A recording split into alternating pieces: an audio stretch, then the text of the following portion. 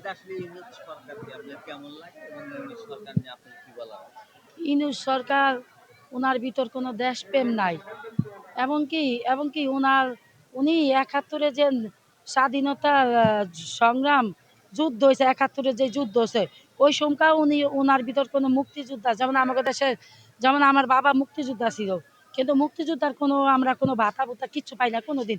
কিন্তু মুক্তিযোদ্ধার কি মানে মুক্তিযোদ্ধারা কি সহযোগিতা পায়, এটিও আমরা কোনোদিন পাই না। এমনকি আমরা আশাও করি না। আমার আব্বাই ২০০৫ সালে মারা গেছে।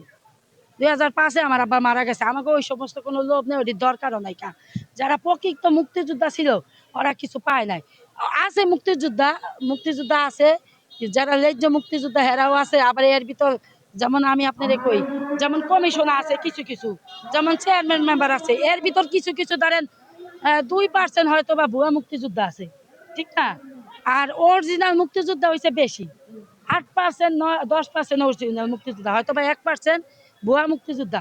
কিন্তু আমার আব্বা মুক্তিযোদ্ধা ছিল, কিন্তু আমরা মুক্তিযোদ্ধার লেখা কোনোদিন কোনো কিছু করতেও যাই না, ওইতে যাই না, যেন ওই লোভে আমরা কমু। আমাকে আপনারা হাতে মাথায় দেখতে পারেন, তথ্য নিয়ে দেখতে পারেন, আমাকে কিছু নাই। কিন্তু উনি যেন ৭১-এ যুদ্ধর কোনো ভূমিকা নাই, ওনার ভিতর কোনো দেশপ্রেম নাই। উনি আইসে যেমন জিয়াউর রহমান, যেমন শেখ মুজিবুর রহমান, ওনারা ৭১-এ যুদ্ধ করছে, এই দেশের লেগে ওনাকে জীবন দিয়া দিছে, ওনাকে ভিতর দেশপ্রেম আছে। কিন্তু ওনার ভিতর কোনো দেশপ্রেম নাই। উনি ক্ষমতার লোভে এই সমন্বয়ক রায়না ওনারে বহাইছে। ওনার ৫৬৬ কোটি টাকা যেটি জরিমানা দিতে, এটি সমন্বয়ক দিয়া দিছে ৩ তারিখে, দিয়া হাসিনারে পতন করাইছে। পতন করাইয়া উনি আইয়া বইছে। উনি এই মিথ্যা উস্কানিতে কেন আমাকে এই হাজার হাজার মার বুক খালি করছে, এই দায় কি পুলিশেরা? এই দায় তো পুলিশেরা না। আমরা তো দেখছি এই যে এই দার ইউনূস সরকারের এই ফাঁসি দেওয়ার দরকার ইউনূস সরকারের। কেন? আমরা কারো পক্ষ হইয়া কথা কই না, আমরা যেটা ন্যায্যতা ওইটাই কমু। কেন তোর ক্ষমতার লোভে পোলাপানের ভিতর মিথ্যা উস্কানি ছড়াবি? কেন মিথ্যা ষড়যন্ত্র করলি?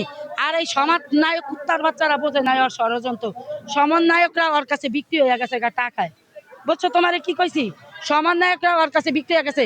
আজকে দেখো এই সমন্বয়করা, এই যে সাজিদ আলম, হাসনাত আবদুল্লাহ যেটি আছে, এটি বঙ্গবন্ধুর গুণগানকে হাসিনার পাও ছাড়তে ছাড়তে পরে যে এই উপরে উঠছে।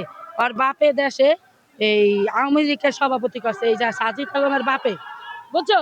সাজিদ আলমের বাপে ওই ঢাকা ছাত্রলীগ করছে, বিশ্ববিদ্যালয় যত পোলাপান আছে ওর লেগে বাধ্যতা ছাত্রলীগ করা লাগতো, আর না ওই টেকতে দিত না, ওই বাঁচতে দিত না, ওই অত্যাচার করতো। তাহলে শেখ হাসিনা যদি ফাঁসি রায় হয়, তাহলে এই সমন্বয়ক ফাঁসি রায় হইতে হইব। ওরাই আর অপরাধী। কারণ এই যে